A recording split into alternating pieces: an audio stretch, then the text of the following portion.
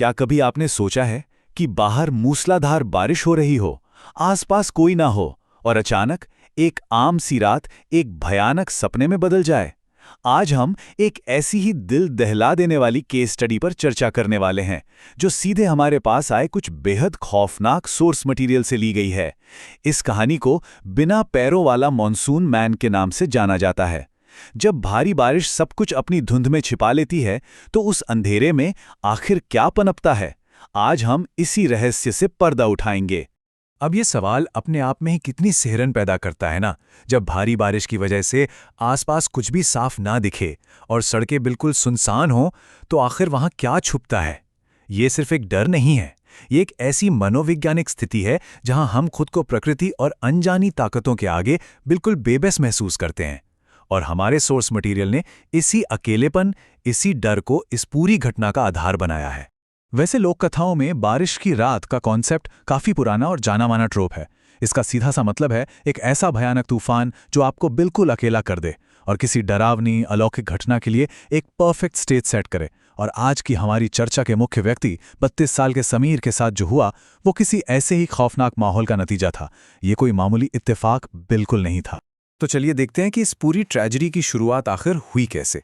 समीर, जो 32 साल का है, अपनी शादी की सालगिरह के दिन ऑफिस से लेट निकलता है। ऊपर से किस्मत देखिए, उसकी मोटरसाइकिल भी रास्ते में खराब हो जाती है। हम सब जानते हैं कि ये कितनी फ्रस्ट्रेटिंग सिचुएशन होती है। और फिर वो एक सुनसान बस स्टैंड पर मूसलाधार बारिश के बीच बुरी तरह फंस जाता है। ये पूरा सेटअप समीर को शारीरिक और मानसिक दोनों तरह से थका देता है और उसे आगे आने वाले खतरे के आगे बिल्कुल असुरक्षित छोड़ देता है। और यहां से कहानी बिल्कुल पलट जाती है। अचानक समीर को महसूस होता है कि उसके ऊपर बारिश की बूंदें गिरना बंद हो गई हैं।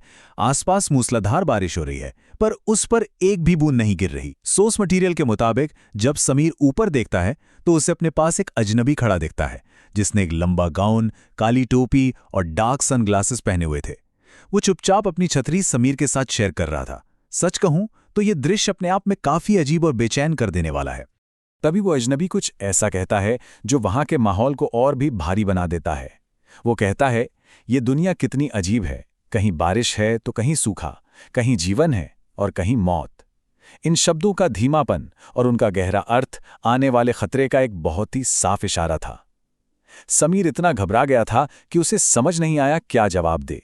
उसने बस अपना सिर हिला दिया और वहां छाई वो खामोशी उस अजनबी की बातों को और भी ज्यादा खौफनाक बना रही थी। फिर अचानक से चीजें तेजी से बदलने लगती हैं। समीर के गिले हाथों से उसका फोन फिसलकर नीचे गिर जाता है। अब देखने में तो ये एक बहुत छोटी सी घटना लगती है, राइट? पर हमारी इस चर्चा में यही वो पल है जब सारा भ्रम टूट जाता है। जैसे ही समीर फोन उठाने के लिए नीचे झुकता है, चीजें और भी ज्यादा डरावनी हो जाती हैं।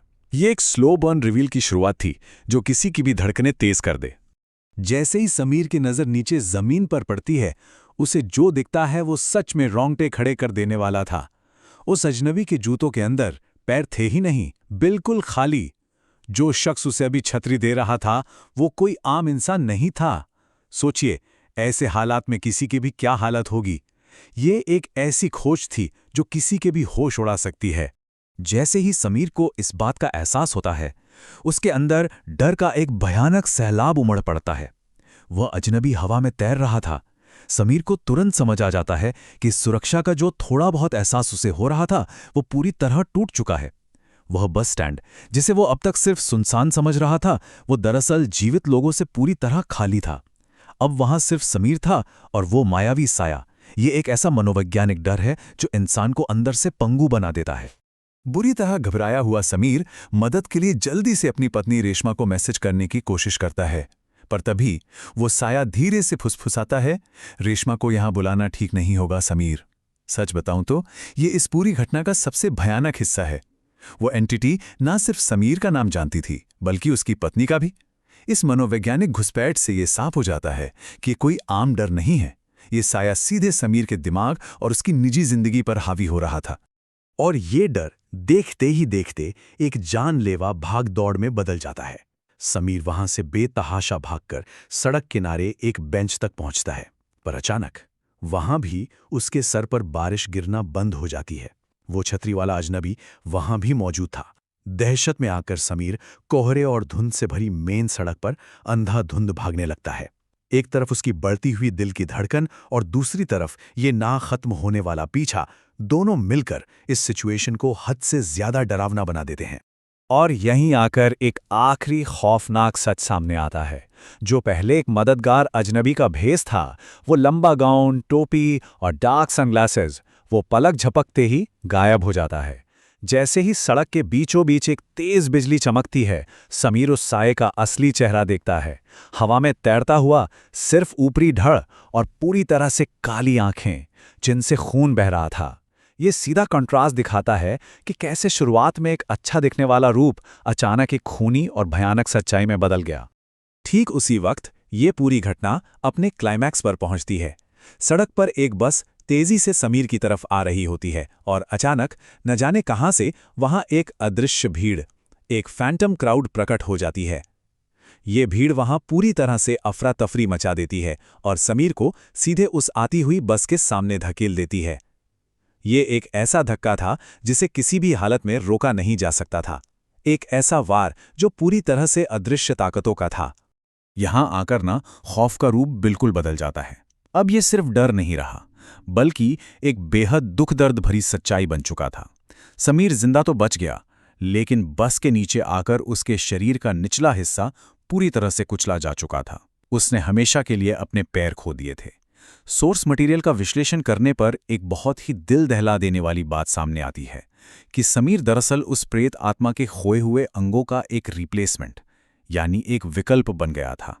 ये सच में एक बहुत ही विकृत और दर्दनाक सच्चाई है। लेकिन जानते हैं, कहानी यहां खत्म नहीं होती।